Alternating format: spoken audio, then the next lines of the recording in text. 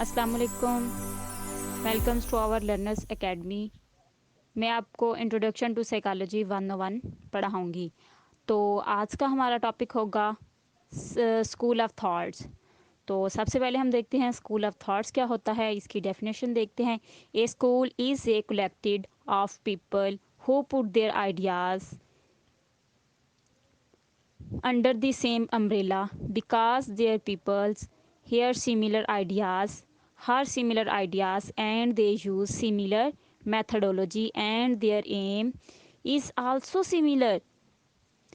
These people may at belong in the same again. اس کو میں تھوڑا اپنے الفاظ میں بیان کرتی ہوں۔ مطلب یہ ہے کہ مختلف سائیکالوجسٹ ایک جگہ پر ایک فینومنا پر مختلف نظریات رکھتے ہیں، تو اس کو ہم اسکول آف تھاٹس کہتے ہیں۔ تو اب وقت کے ساتھ ساتھ سائیکالوجسٹ میں بہت ساری چینجز آ گئی۔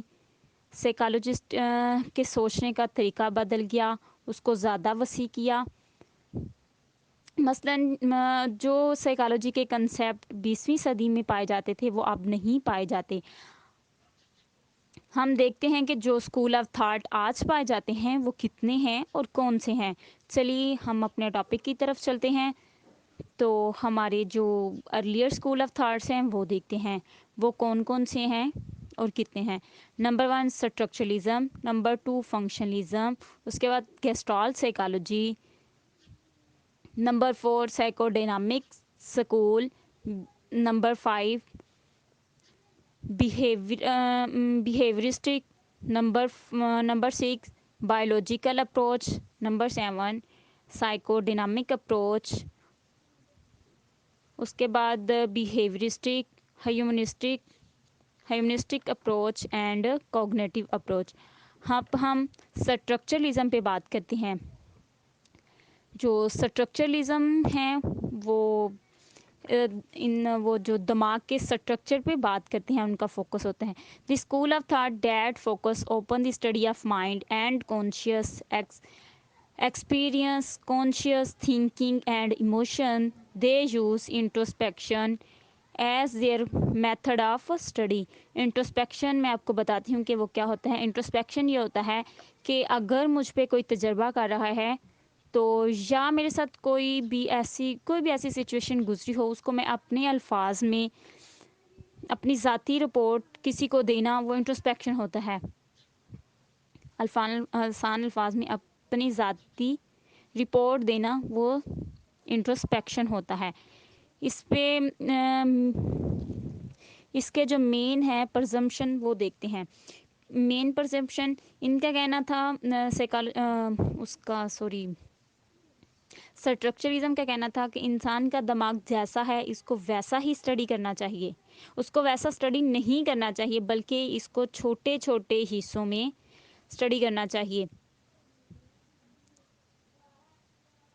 اس کو چھوٹے چھوٹے حصوں میں اسٹڈی کرنا چاہیے، وہ حصے جو مائنڈ اور کانشیس کو بناتے ہیں ان کو اسٹڈی کرنا چاہیے۔ تو اس میں جو ہے ٹیچنر کا سب سے زیادہ کنٹریبیوشن ہے۔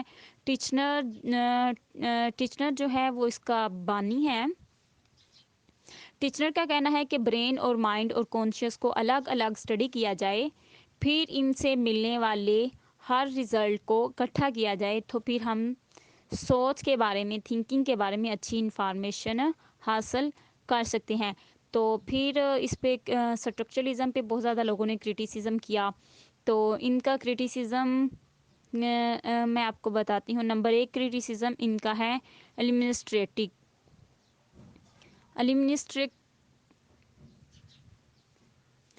اسٹرکچرلزم اس میں یہ ہے کہ دی structuralism sought to look an individual element first and then combine parts to a whole rather than study the variety of behavior directly۔ اس میں ان کا یہ کہنا تھا، اس میں لوگوں کا یہ کہنا تھا کہ ہمیں ایک ایک پارٹ کو، انڈیویجول کے ایک ایک پارٹ کو اسٹڈی نہیں کرنا چاہیے بلکہ ان کو ایز اے ہول پرسیو کرنا چاہیے۔ ایک یہ کرٹیسزم تھا، اور دوسرا جیسا میں نے آپ کو پہلے بتایا انٹروسپیکشن جو اسٹرکچرلزم میں کرتے تھے، اس کا اسٹرکچرلزم انٹروسپیکشن کرتے تھے، اور اس کا کرٹیسزم بن گیا مینٹلسٹک. اور مینٹلسٹک میں لوگوں کا یہ اس کرٹیسزم تھا کہ جو لوگ مینٹل النس ہوتے ہیں وہ بول نہیں سکتے، وہ کسی کو اپنی بات سمجھانے کی ان میں صلاحیت نہیں ہوتی، اور اس طرح یا ہینڈی کیپ کچھ بھی اس طرح کے لوگ ہوتے ہیں جو اپنی بات دوسروں تک بآسانی نہیں پہنچا سکتے، نہیں سمجھا سکتے. تو پھر اس طرح تو ہم ان لوگوں کو نہیں کر پائیں گے، ان لوگوں کے بیہیویئر کو اسٹڈی نہیں کر پائیں گے. تو پھر اس کے بعد اسٹرکچرلزم سے لوگوں کو جو اختلافات ہوئے، اس کے ریئیکشن میں فنکشنلزم نے جنم لیا. ولیم جیمز جو ہے وہ فنکشنلزم کا بانی ہے، اور بنیادی طور پر وہ امریکہ میں پیدا ہوا، وہیں سے اس نے ترقی کی، وہیں سے اس نے باقی دنیا میں یعنی کہ اتنا مشہور ہو گیا کہ باقی دنیا میں بھی پھیل گیا. جیسا کہ فنکشنلزم کے نام سے ظاہر ہے، function of mind. William James کا فوکس کن چیزوں پہ تھا اب ہم وہ دیکھتے ہیں. Focus upon the ways human adapt to their environment, what roles behave play in allowing people to better adapt to their environment. اس میں یہ ہے کہ انسان جو ہے اپنے انوائرمنٹ سے کیسے اپنے انوائرمنٹ کو کیسے اڈاپٹ کرتا ہے، کس طریقے سے، اور کیا رول پے کرتا ہے. تو اس کا اپنے یعنی کہ اپنا ماحول کو سمجھنے کے لیے کون سا رول پے کرتا ہے، اس چیزوں کا ہم ذکر کریں گے. اس کے بعد جان ڈیوی ہے. جان ڈیوی کا کہنا تھا کہ ایک اسٹیمولس کے رسپونس میں ہمارا کردار ایک جیسا نہیں ہوتا. مطلب ہمیں ایک رسپونس مل رہا ہے، اس کے بعد ہمارا ہر بار اس کا ایک جو اسٹیمولس مل رہا ہے اس کا رسپونس ہمارا ہر دفعہ سیم نہیں ہوتا. اس کے لیے میں آپ کو ایک ایگزامپل دیتی ہوں کہ ایک آدمی اس کے پاس ایک آدمی تھا، اور ایک آدمی جس کو ایک جگہ بہت زیادہ خوبصورت لگتی ہے، بہت زیادہ پیاری لگتی ہے، اور وہ اس کو دیکھنے کے لیے، اس کے اندر جانے کے لیے بہت زیادہ بےتاب ہو، اور کوئی دوسرا شخص اس کو جیسے ہی وہ اندر جانے کی کوشش کرے تو کوئی دوسرا شخص اس کو بتا دے بھائی اندر نہیں جانا، اندر آپ کا جانی دشمن بیٹھا ہوا ہے. تو وہ دشمن جو آپ کو 20 سال سے ڈھونڈنے کی کوشش کر رہا ہے، آپ کو مارنے کی کوشش کر رہا ہے، وہ دشمن ہے، تو اس کو فوراً سے اس پیاری جگہ سے نفرت ہو جائے گی. تو اسی طرح دوسری صورت میں اگر ہمیں وہ جگہ پیاری لگ رہی ہے اور ہم اس سے اندر جانا چاہتے ہیں، تو کوئی ہمیں یہ بتا دے بھائی اندر وہ شخص ہے جو آپ کا دوست ہے اور آپ کو بہت چاہتا ہے، اور وہ آپ کو ملنے کے لیے بے تاب ہے، تو آپ اندر جانے کے لیے آپ کے اندر اتنا شوق جذبہ زیادہ بڑھے گا کہ میں جلدی سے جلدی سب سے پہلے اس خوبصورت جگہ میں چلا جاؤں. اسی طرح اس کا کہنا ہے کہ اسٹیمولس کے ملنے کے بعد ہمارا رسپانس سیم نہیں رہتا، ہمارے رسپانس چینج ہوتے رہتے ہیں. تو اس کے بعد اسی طرح گیسٹال سائیکالوجی آ گئی. گیسٹال سائیکالوجی والوں نے یہ کہا کہ مطلب ایز اے ہول چیزوں کو پرسیو کرو. تو ان کے پرسیو کرنے کے لیے ولیم ویکس وردھائمر نے ایک کنسیپٹ دیا تھا 5 فینومنا کا. یہ ویری امپورٹنٹ کنسیپٹ ہے. 5 فینومنا کا کنسیپٹ کچھ یوں ہے کہ when two lights are in close proximity to each other flashing alternately, they appear to be one light moving back, and therefore the whole was different from the separate parts. مطلب اس میں یہ ہے آسان الفاظ میں دوسرے مطلب میں کہ جب ہم کسی شادی بیاہ میں جاتے ہیں تو وہاں پہ لائٹنگ کی ہوتی ہے، تو جب ہم دو لائٹوں کو اگر ہم کسی اندھیری جگہ پہ کھڑے ہو کے اس دو لائٹوں کی طرف دیکھیں، وہ لائٹیں جو ایک بار ایک لائٹ جلتی ہے تو دوسری لائٹ بند ہو جاتی ہے، جب دوسری لائٹ جلتی ہے تو پہلی لائٹ بند ہو جاتی ہے.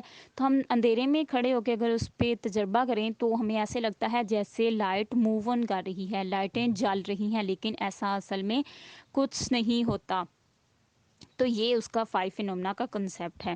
اور اس کے بعد گیسٹال سائیکالوجی نے کچھ گیسٹال لاز آف آرگنائزیشن بتائے کہ ہم چیزوں کو کیسے پرسیو کرتے ہیں. تو اس میں proximity, similarity, good continuation, closure, figure and ground, ان چیزوں کے یہ والے اس نے لاز آف پرسپیکشن بتائے کہ ہم یہ لاس استعمال کرتے ہیں چیزوں کو پرسیو کرنے کے لیے، مطلب ہمارا پرسیو کرنے کے کون کون سے طریقے ہیں اس میں وہ بتا رہے ہیں.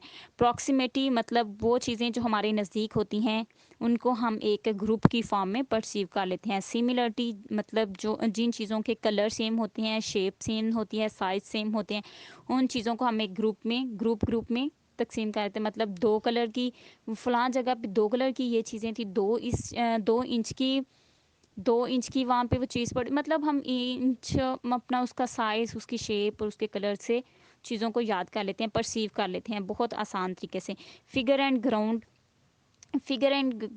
یہ ہے کہ فگر کے لیے میں آپ کو اگزامپل دیتی ہوں کہ ہم ایک کلاس روم میں بیٹھے ہوں اور ہمارا لیکچر ہو رہا ہو تو باہر کلاس روم کے ساتھ ہی باہر کوئی فنکشن چل رہا ہو، وہاں پہ ڈراماز ٹی ویز چل رہا ہو، سانگ چل رہے ہوں یا نعتیں چل رہی ہوں، کچھ بھی ایسا، یعنی کہ کوئی بھی میوزک چل رہا ہو کسی بھی چیز کے ریلیٹڈ، تو ہمارا زیادہ سے زیادہ فوکس وہ میوزک سننے پہ نہیں ہوگا. ہمیں اپنی ٹیچر سے مطلب ہے تو ہم ٹیچر کا ہمارا فوکس ٹیچر کے فیس، ٹیچر کے ہر ایکشن اور ٹیچر کی وائس پہ ہمارا اٹینشن ہوگی، زیادہ توجہ ہوگی. تو ہم یہ چیز ہماری فگر ہے، یعنی کہ ہم بہت زیادہ چیزوں کو چھوڑ کے ریجیکٹ کر کے تو صرف اپنی ٹیچر کی طرف ایک مخصوص چیز کی طرف اپنی اٹینشن دے رہے ہیں، تو یہ ہمارا فگر ہے. اور گراؤنڈ وہ جو باقی ساری چیزیں جو ہم مس کر چکے ہیں وہ ہمارا گراؤنڈ ہے. تو اس کے بعد ایک وہ آ جاتا ہے کلوزر. اس میں یہ ہوتا ہے کہ دیکھیں کوئی جیسے ہم وہ کرتے تھے مسنگ لیٹر کبھی میٹرک کے امتحان میں آپ نے لکھے ہوں گے، 5 نمبر کا کویسچن آتا ہے، اس میں اس نے 3-4 چیزیں لکھی ہوتی ہیں، صرف ایک اندر سے لیٹر مس ہوتا ہے، اس کو کمپلیٹ کرنا ہوتا ہے. یہ اسی طرح ہوتا ہے کہ کوئی بھی ایسی پک یا کوئی بھی ایسی شیپ بنی ہوتی ہے، جیسے سرکل لگا لیں، سرکل ایک بنا ہو لیکن اس کو اندر سے تھوڑا سا کٹ کیا ہو، وہاں پہ لائن نہیں کھینچی ہو، تو پھر بھی ہم اپنی پرسیپشن سے اس کو پرسیو کر لیتے ہیں کہ بھئی یہ پورا سرکل ہی ہے لیکن چاہیے اندر سے تھوڑا غائب ہے. تو یہ ہمارا اس طرح ہم چیزوں کو پرسیو کرتے ہیں. آئی ہوپ آپ کو میری یہ ویڈیو بہت پسند آئی ہوگی، تو اس کو لائک اور سبسکرائب کریں. انشاءاللہ اب ہم چوتھا لیسن بہت جلدی پڑھیں گے، پرسپیکٹیو پڑھیں گے اب ہم ماڈلز. تو اللہ حافظ، بائے، ٹیک کیئر.